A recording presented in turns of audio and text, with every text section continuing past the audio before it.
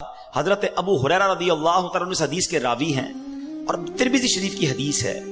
کہتے ہیں حضور ہم نے نبی پاک سے عرض کی یا رسول اللہ صلی اللہ تعالیٰ علیہ وسلم ہمیں جنت اور اس کی تعمیر کے متعلق بتائیے. جنت ہے کیسی, اس کے مکان کیسے ہیں, اس کی تعمیر کیسی ہے.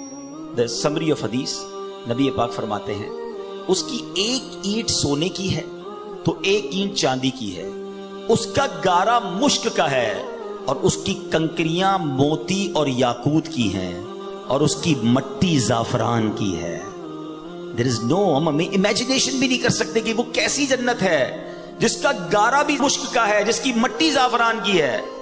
نبی پاک علیہ الصلوۃ والسلام ایک اور جگہ فرماتے ہیں, مسلم شریف کی حدیث ہے, حضرت ابو ہریرہ رضی اللہ تعالیٰ عنہ اس حدیث کے راوی ہیں, رسول کریم علیہ الصلوۃ والسلام نے فرمایا اللہ تعالیٰ نے ارشاد فرمایا کہ میں نے اپنے نیک بندوں کے لیے ایسی ایسی نعمتیں تیار کر رکھی ہیں جن کو نہ تو کسی آنکھ نے دیکھا ہے, نہ اس کی خوبیوں کو کسی کان نے سنا ہے, اور نہ کسی انسان کے دل پر اس کی ماہیت کا خیال گزرا ہے. اس کا مطلب کیا ہوا؟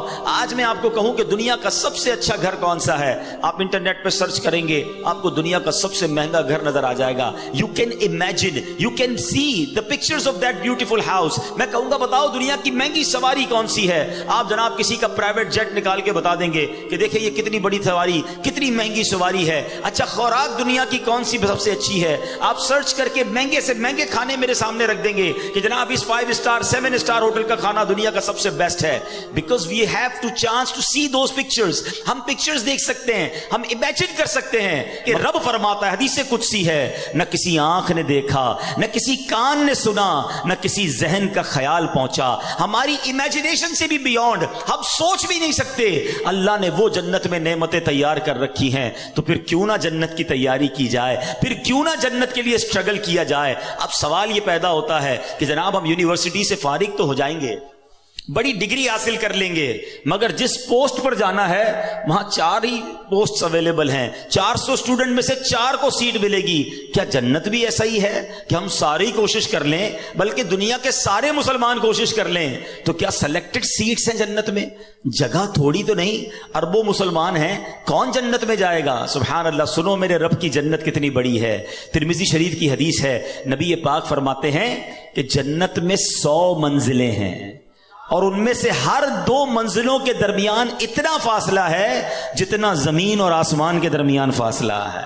میرے رب کی جنت بہت بڑی ہے, اس کی جنت بڑی وسیع ہے. اب سنو, یہاں دنیا میں کوئی مہنگا لباس پہن لے ہم ڈی مورلائز ہو جاتے ہیں, مگر جنتیوں کا لباس کیا ہوگا؟ قرآن کہتا ہے وہ اس میں سونے کے کنگن پہنائے جائیں گے اور سبز کپڑے قریب اور کنادیس کے پہنیں گے. جنتیوں کو جنتی لباس پہنایا جائے گا. سنو, جنتیوں کی عمریں کتنی ہوں گی؟ ہو سکتا ہے دنیا سے کوئی 70-80 سال کی عمر میں جائے, کوئی بچپن میں چلا جائے. حدیث پاک کا مضمون ہے کہ اہل جنت سے کوئی چھوٹا یا بوڑھا مر جائے گا تو اسے جنت میں 30 سال کا بنا دیا جائے گا. سارے جنتی جو ہیں وہ 30 سال کے ہوں گے. سبحان اللہ. اب جنتیوں کا کھانا کیا ہوگا؟ قرآن کہتا ہے وَفَاكِهَةٍ مِّمَّا يَتَخَيَّرُونَ وَلَحْمِ طَيْرٍ مِّمَّا يَشْتَهُونَ, اور میوے جو پسند کریں اور پرندوں کا گوشت جو چاہیں. سبحان اللہ. نبی پاک علیہ الصلوۃ والسلام فرماتے ہیں جنتیوں میں جو سب سے نچلے درجے کا جنتی ہوگا, لوئسٹ گریڈ یا کیٹیگری کا جنتی ہوگا, اس کے ساتھ 10,000 خادم کھڑے ہوں گے. سب کے ہاتھ میں 2 پیالے ہوں گے, دونوں پیالوں میں ایک سونے کا ہوگا, ایک چاندی کا ہوگا. ہر پیالے میں کھانے کی ایسی قسم ہوگی جو دوسرے میں نہ ہوگی. وہ آخر سے بھی ایسے ہی کھائے گا جیسے شروع میں کھائے گا. اس کو اس طرح سمجھیے, آپ کو بھوک لگی ہو اور بریانی آپ کو بڑی پسند ہو, آپ بریانی کا پہلی پلیٹ کھائیں گے بہت شوق سے, بڑی رغبت سے کھائیں گے. اگر دوسرا کھائیں گے تو اب پیٹ بھر چکا ہوگا, اتنی لذت نہیں آئے گی. فرمایا جنت میں بندہ جتنا کھائے گا اس کی لذت میں کمی نہ ہوگی. ہر نوالا پہلے نوالے جیسا ٹیسٹ دے رہا ہوگا. سبحان اللہ. اسی طرح جنتیوں کا مشروب کیا ہوگا؟ رب کا کلام فرماتا ہے یطوف علیہم ولدان مخلدون باکواب واباریک وکأس من معین لا یصدعون عنہا ولا ينزفون. قرآن فرماتا ہے ان کے لیے گرد پھریں گے ہمیشہ رہنے والے لڑکے, کوزے اور آفتابے اور جام اور آنکھوں کے سامنے بہتی شراب کہ اسے نہ ان کے سر میں درد ہو اور نہ ہوش میں فرق آئے. ایسی پاکیزہ شراب ہوگی جو مدہوش کرنے والی نہیں ہوگی. اے دنیا کی گندی شراب پینے والو، اے دنیا کے حرام کھانے والو، اے دنیا کی حرام روزی کما کر اپنے مہنگے لباس خریدنے والو، تھوڑا صبر کر لو، حرام سے بچا لو. اللہ نے جنتیوں کے لیے جنتی لباس، جنتی کھانے اور پاک شراب تیار کر رکھی ہے. اور سنیے، آج بڑا عجیب کلچر ہو گیا ہے، مجھے بولتے ہوئے بھی اچھا نہیں لگ رہا، مگر چونکہ ینگسٹرز بیٹھے ہیں اور شیطان زیادہ حملہ آور ہوتا ہے. آج مرد و عورت کے جو معاملات ہیں، آج جس طرح بے پردگی اور بے حیائی بڑھتی جا رہی ہے، آج اپنے نفس کے لیے حرام کی طرف جو لوگ جا رہے ہیں، خدا کے واسطے حرام عورتوں کی طرف، برے کاموں کی طرف، بے حیائی کی طرف نہ جاؤ. اللہ تبارک و تعالیٰ نے جنت میں حوریں تیار کر رکھی ہیں، اور وہ حوریں ایسی ہیں کہ دنیا میں کوئی اس کا مماثل اور کوئی اس کا مقابل نہیں ہے. نبی پاک علیہ الصلوۃ والسلام فرماتے ہیں، اگر کوئی جنتی حور زمین کی طرف جھانکے تو آسمان سے زمین تک روشن ہو جائے، اور ساری فضا زمین سے آسمان تک خوشبو سے معطر ہو جائے، اور اس کے سر کی اوڑھنی جو جنتی حور دوپٹہ پہنتی ہے وہ دنیا و ما فیہا، جو کچھ ہے ان سب سے بہتر ہے. یہ میں نے ایک چھوٹا سا بڑا بریف انٹروڈکشن آپ کو جنت کا دیا ہے. خدا کی قسم اگر جنت کی باتیں پڑھیں، جنت کے بارے میں ڈیٹیل سے سنیں، تو ابھی بندے کا جی چاہتا ہے پھر اس دنیا میں کیا رکھا ہے. اے اللہ ایمان اور عافیت کے ساتھ مدینے والی موت دے دے اور اپنی جنت میں جلدی ہمیں بلا حساب داخلہ عطا فرما دے. تو بہرحال یہ ہے وہ جنت. اب آتے ہیں what is the guarantee to enter in paradise? Is there any formula to get in paradise? کوئی طریقہ ہے کہ ہم جنت میں گارنٹیڈ چلے جائیں؟ جی ہاں. گارنٹی دینے والی ذات کون ہے؟ وہ ذات ہے جس کو رب نے اپنے خزانوں کا مالک بنایا ہے.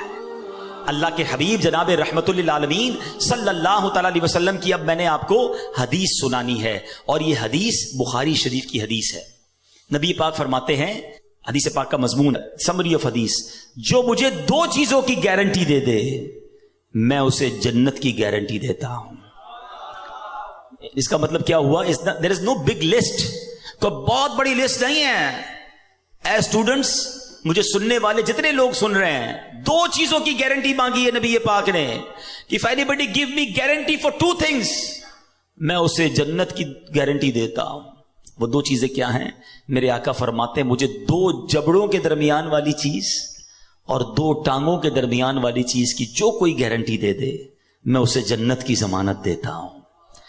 زبان اور پرائیویٹ پارٹ، شرمگاہ، جو کوئی ان دونوں چیزوں کا صحیح استعمال کرے، حلال طریقے سے استعمال کر لے، it's not a big deal. یقیناً مشکل ہے مگر کوئی لمبی لسٹ نہیں ہے.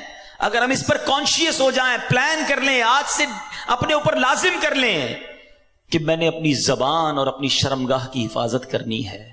سبحان اللہ. نبی پاک اللہ کے حبیب ہیں، وعدہ فرما رہے ہیں کہ میں اسے جنت کی ضمانت دیتا ہوں.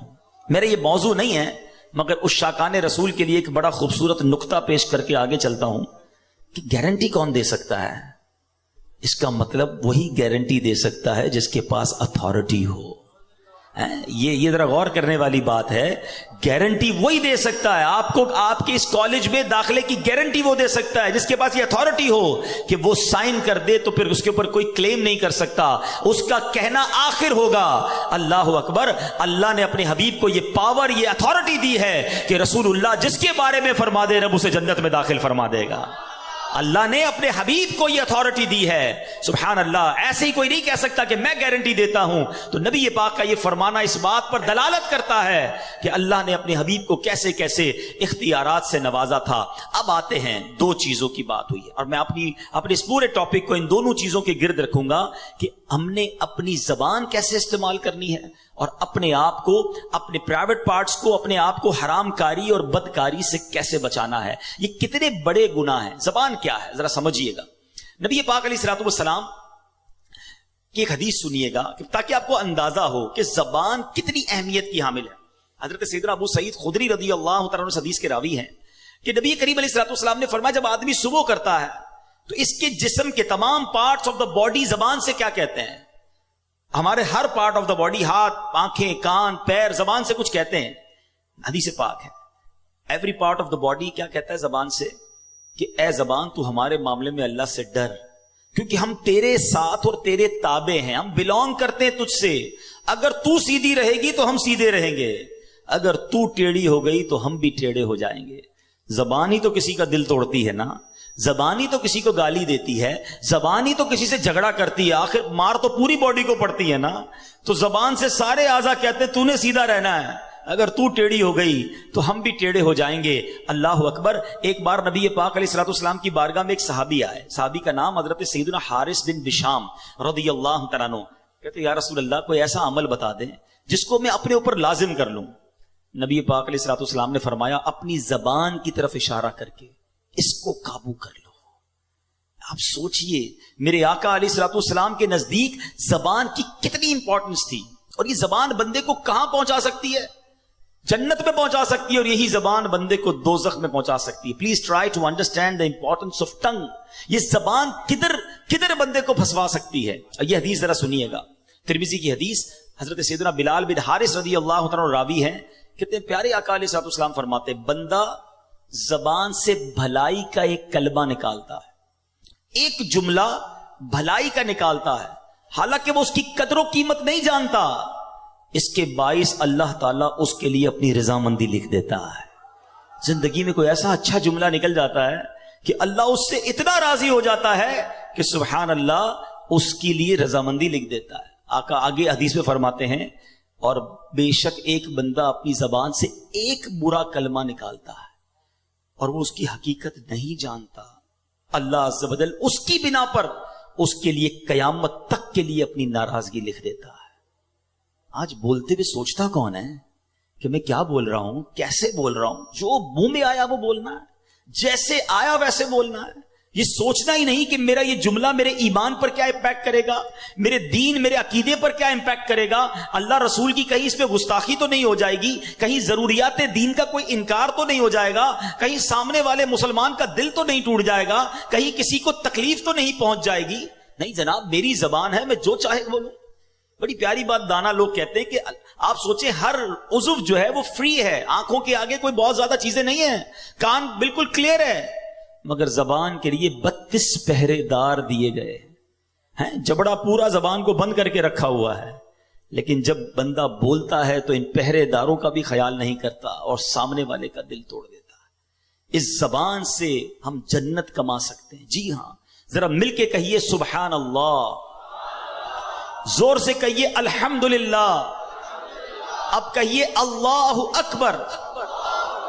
بڑے کیلکولیٹڈ لوگ بیٹھے ہیں، پڑھے لکھے لوگ بیٹھے ہیں، میں آپ سے پوچھتا ہوں کتنی دیر لگی یہ 3 سینٹنس کہنے میں آپ کو؟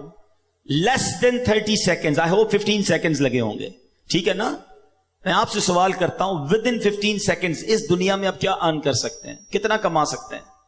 آپ بڑی سی بڑی پوسٹ پہ پہنچ جائیں، بڑے سے بڑا بزنس کر لیں، میں دعویٰ کرتا ہوں آپ کو، اگر آپ مثال دیتا ہوں، چلے تھوڑی سی آپ کا ایگزام کیلکولیشن بھی چیک کر لیتے ہیں، ٹھیک ہے؟ اگر کوئی شخص مہینے کے 10 لاکھ روپے کماتا ہو، ایسے بہت تھوڑے لوگ ہوں گے یہاں پر، چلے مان لیا کہ آپ 10 لاکھ کماتے ہیں، تو آپ روزانہ کتنے کماتے ہیں؟ تھوڑی سی کیلکولیشن کر لیں، میرے حساب سے 35,000 روپے بن جائیں گے، 33,000 35,000 موٹا حساب پکڑ لیں، روز کی آپ کی آمدنی 35,000 ہو گئی۔ اب اس کو ڈیوائڈ کر دیں 24 گھنٹے پر، ٹھیک ہے؟ تو موٹا حساب اگر پکڑ لیں تو شاید 1300-1400 روپے بن جائیں گے گھنٹے کے، ایسا ہی 1500 روپے لے لیں بھائی، چلے اور زیادہ بڑا حساب کر لیں، 1500 روپے گھنٹے کے آپ کماتے ہیں تو اس کو ڈیوائڈ کر دیں 60 پر، اب منٹ کے پیسے بنائیں تو 1500 روپے کی اگر آپ منٹ پہ پیسے آ جائیں گے تو آپ کے یہ پیسے کتنے بنیں گے؟ شاید 60 منٹس پہ آپ کریں گے تو 40 روپے بنیں گے۔ اب آپ اس کو لے آئیں 15 سیکنڈ پر یا آدھے منٹ پر، تو پتا چلا کہ مہینے کے 10 لاکھ کمانے والا بھی 1 منٹ میں چند روپے ہی کما سکتا ہے، ایسا ہی ہے نا؟ مگر اے اس ہال میں بیٹھنے والے عاشقان رسول، ود ان 15 سیکنڈز پتہ ہے آپ نے کیا کمایا ہے؟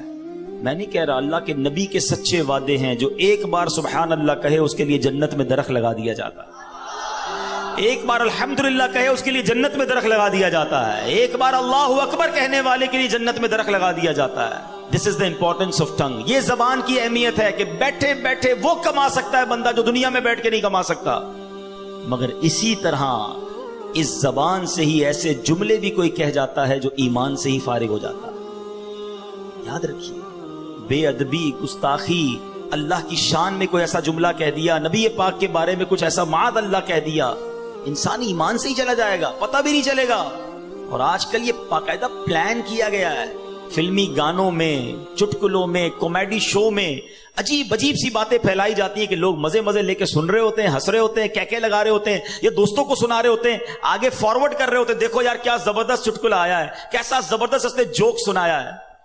جوک کے ذریعے ایمان پر بات کر رہے ہو، سوچتے نہیں کہ وی آر مسلمز، ہماری کوئی باؤنڈری ہے، ہم اللہ رسول اور جنت دوزخ کے بارے میں، قیامت کے بارے میں مذاق نہیں کر سکتے۔ مگر کس کو پڑی ہے اس کی؟ بھائی چار کہکے لگیں گے، دوست کہیں گے کیسا جناب جولی دوست ہے، ہر بار ملتا ہے نیا لطیفہ سناتا ہے، ہر بار ملتا ہے ایک نیا جوک لے کر آتا ہے، ہم دوستوں کو خوش کرنے کے لیے ایمان برباد کر جاتے ہیں۔ یہ سوچتے نہیں کہ یہ زبان مجھے جہنم کے گہرے گڑھے میں گرا سکتی ہے۔ خدا را اس بات پر اویئر رہیے کہ شیطان یہ چاہتا ہے کہ میں نے تو جہنم میں جانا ہے، میں اپنے ساتھ ان کو بھی جہنم میں لے جاؤں۔ اب یہاں شیطان ایک وسوسہ کسی کے ذہن میں ڈال سکتا ہے کہ یار کیا ایک جملے سے ایمان چلا جائے گا؟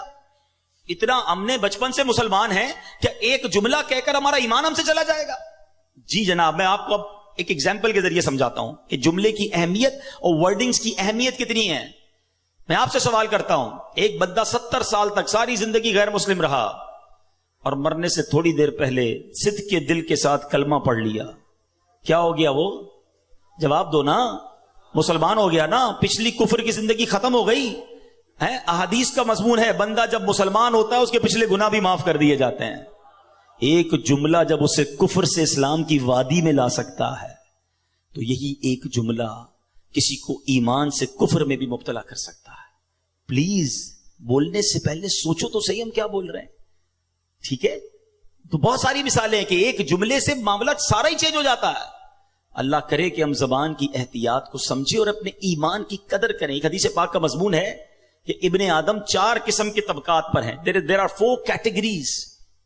آقا فرماتے ہیں کہ کچھ لوگ وہ ہوتے ہیں، حدیث پاک کا مضمون ہے، جو مسلمان پیدا ہوتے ہیں اور مسلمان ہی والی زندگی گزارتے ہیں، ایمان پر ہی ان کا خاتمہ ہوتا ہے۔ اللہ سے دعا کرتے ہیں اللہ ہمیں اس کیٹیگری میں شامل رکھے۔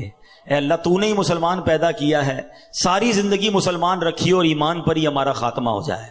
دوسری کیٹیگری نبی پاک فرماتے ہیں، وہ بھی بہت بڑی تعداد ہے، جو لوگ کفر پہ پیدا ہوتے ہیں، کافر گھرانے میں پیدا ہوئے، کافروں والی زندگی گزاری اور کفر پر ہی ان کی خاتمہ ہو گیا۔ ایسے بھی بہت سارے ہیں۔ تیسری کیٹیگری نبی پاک فرماتے ہیں، کچھ لوگ کافر گھرانے میں پیدا ہوتے ہیں، کفر والی زندگی گزارتے ہیں، مگر مرنے سے پہلے انہیں ایمان مل جاتا ہے اور مومن والی موت مرتے ہیں۔ اور ایسے بہت سارے ہیں۔ الحمدللہ یہ بڑی خوبصورت ایک بات ہے، جو دنیا بھر کی اسٹڈی کرتے ہیں وہ جانتے ہیں the most growing religion on earth، اس زمین پر سب سے زیادہ تیزی سے پھیلنے والا اگر کوئی مذہب ہے تو الحمدللہ وہ ہمارا مذہب اسلام ہے۔ but there is no one way traffic۔ ایسا نہیں ہے کہ مسلمان تیزی سے لوگ ہو رہے ہیں تو کوئی غیر مسلم نہیں ہو سکتا، کیونکہ حدیث پاک کی اب چوتھی کیٹیگری سنو۔ آقا فرماتے کچھ لوگ مسلمان گھرانے میں پیدا ہوتے ہیں، مسلمانوں والی زندگی گزارتے ہیں، مگر ان کا خاتمہ کفر پر ہوتا ہے۔ ہم اللہ سے توبہ کرتے ہیں، معافی مانگتے ہیں کہ اللہ ہمارا ایمان سلامت رکھیے۔ ہم میں سے کس کو یہ کانشیس ہے، کس کو یہ فکر ہے؟ آج آپ کے جیب میں قیمتی موبائل ہو، آپ بار بار جیب پر ہاتھ رکھتے ہیں، یار موبائل ہے کہ نہیں ہے۔ موٹر سائیکل نئی لے لیں تو 2 لاک لگاتے ہیں، اچھی گاڑی ہو تو ٹینشن ہوتی ہے پارکنگ کدھر کروں گا۔ جتنی قیمتی چیز ہے اتنا